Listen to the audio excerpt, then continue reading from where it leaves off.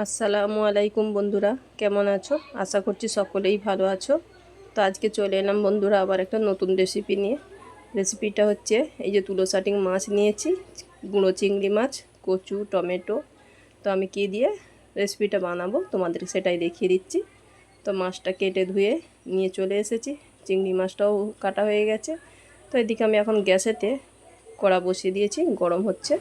তো তেল দিয়ে দিলাম, গরম হয়ে যেতে মশলাটা মাছে মাখিয়ে নিচ্ছি। লঙ্কা হলুদ যেমন পরিমাণ মতো তোমরা দিয়ে দেবে এইভাবেই। নুন লঙ্কা হলুদ এই তিনটে জিনিস মাখিয়ে ভালো করে কড়াটা গরম হলে ওতে আস্তে আস্তে করে মাছটা ছাড়বে, খুব সাবধানে যাতে না তোমাদেরকে ছিটকে হাতে পড়ে। কড়া গরম হয়ে গেছে, ওতে আমি মাছটা দিয়ে দিলাম। তো বন্ধুরা, এটা হচ্ছে তুলোসাটিং মাছ, বলে রাখি খুব সুন্দর মাছ আর টেস্টফুল আছে মাছটা। ইলিশ মাছের মতোই কিছুটা টেস্ট লাগবে, ইলিশ মাছের মতো লাগবে না। ইলিশ মাছ তো এক নম্বর মাছ। তো এই মাছটাও খুব ভালো। ওই মাছটা আবার ভাজা হয়ে গেছে, চিংড়ি মাছটা ওই কড়াতেই আমি ভেজে নিলাম। ভালো করে নেড়ে চেড়ে ভেজে নিয়ে ওটা এবার তুলে নেব। এদিকে কচু দেখতে পাচ্ছ, কচুর পিসগুলো এইভাবে রাখবে, 2 ফাল বা 3 ফাল করবে একটা করে কচু। তো এদিকে আমি আরেকটা গ্যাস জ্বালিয়ে দিয়েছি, এতো আমি তেল দিয়ে দিলাম। পরিমাণ মতো তেল দেবে, যতটা প্রয়োজন। পেঁয়াজ কুচিটা দিয়ে দিয়েছি, ভালো করে নেড়ে চেড়ে পেঁয়াজটাকে লাল করে নেব। লাল করার পরে ওতে আমি সবজিটা তুলে দেবো। এদিকে চিংড়ি মাছটাও ভাজা হয়ে গেছে, একদম শুকনো শুকনো করে ভেজে নিয়েছি। তো পেঁয়াজটা ভাজা হয়ে গেছে, ওতে একটু আমি পানি দিয়ে দিচ্ছি মশলাটা ভালো করে কষে নেবার জন্য।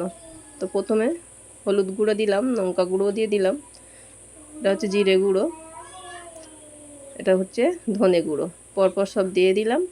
এবার ভালো করে মশলাটা আমি কষিয়ে নেব। কষানোর পরে এই যে দেখতে পাচ্ছ মশলাটা কত সুন্দর কষানো হয়ে এসছে। ওতে আস্তে করে আমি এবার সবজিগুলো সব তুলে দেব। আস্তে আস্তে করবে বন্ধুরা, তাড়াহুড়োর দরকার নেই। দুটো গ্যাস তো একেবারেই, দুটো করলে পরে একটু তাড়াহুড়ো হয়ে যায়। তো তাড়াহুড়োর কোনো দরকার নেই, ধীরে ধীরে করবে, গ্যাস কমিয়ে দিয়ে করবে। তো ওই সাইডও আমি মাছের যে ঝালটা বানাবো তার জন্য তেল পেঁয়াজ একেবারে ভেজে নিচ্ছি, আর এদিকেও সবজিটা মাঝে মধ্যে নেড়ে নিচ্ছি। দুটো একসঙ্গে তো তো সেই জন্য একটু প্রবলেম হচ্ছে। তো এদিকে রসুন কুচি পেঁয়াজে দিয়ে দিলাম, একটু পানি দিয়ে আগের মতোই ওই যে কচুর রেসিপিটা করছিলাম ওরই মতো করে মশলাটা ভালো করে কষিয়ে নেব। কাঁচা লঙ্কা দিয়েছি দেখতে পাচ্ছ। ওতে এবার মশলার গুঁড়োগুলো কম কম করে পরিমাণ মতো দিয়ে দেব। টমেটো দিলাম, নুন দিয়ে দিলাম, এবার দেব হলুদ গুঁড়ো, এবারে এবারে দেব লঙ্কা গুঁড়ো। একদম কম জম করে মশলা খাবে বন্ধুরা, বেশি মশলা ব্যবহার করবে না, শরীরের জন্য ক্ষতিকর। তো জিরে গুঁড়ো দিলাম, এবার দেব ধনে গুঁড়ো।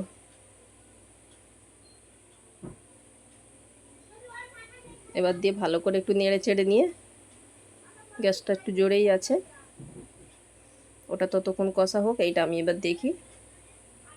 আর কচুর রেসিপি তো বন্ধুরা খুব দারুণ একটা রেসিপি, টেস্টফুল প্রচণ্ড। কচু অনেকের পছন্দ, আমারও পছন্দ, অনেক বন্ধুদের পছন্দ আছে কচু। তো এতে চিংড়ি মাছটা এতটা দিয়ে এইটা বেশি হয়েছে রেখে দিয়েছি। দেখতে পাচ্ছ কালারটা কত সুন্দর হয়েছে। আমার কষাও হয়ে গেছে, পানি দিয়ে দিয়েছি, একটু বেশি পানি লাগবে, কচু সেদ্ধ হতে একটু দেরি হয়। তো পরিমাণ মতো পানি দিয়ে দিয়েছি। আর ওদিকের রেসিপিটা এখন এই যে দেখতে পাচ্ছ কষানো হয়ে এসছে। টমেটোগুলো একটু কেউ পারলে মিক্সচারে একটু করে নেবে, পেস্ট করে নেবে। আর আমি গোটাই দিয়েছি, ওকে ভালো করে খুন্তি দিয়ে ঘেটে দিয়েছি। নেড়ে চেড়ে পানি দিয়ে দিলাম পরিমাণ মতো। এই পানিটা এবার ফুটে গেলে মাছ দিয়ে দেব। পানিটা 2 মিনিট ফুটে যাক, গেলে আমি ওতে মাছ তুলে দেব। আর কচুটা অনেকটাই পানি মরে এসছে, দেখি কতটা পানি আছে। ব্যাস এই তো হয়েই এসছে। মাছগুলো পুরোপুরি দিয়ে দিলাম।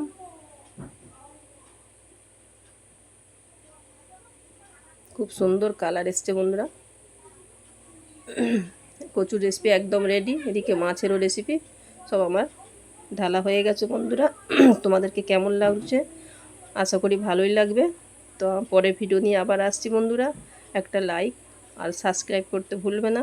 দেখা হচ্ছে আবার পরের ভিডিও নিয়ে। আল্লাহ হাফেজ।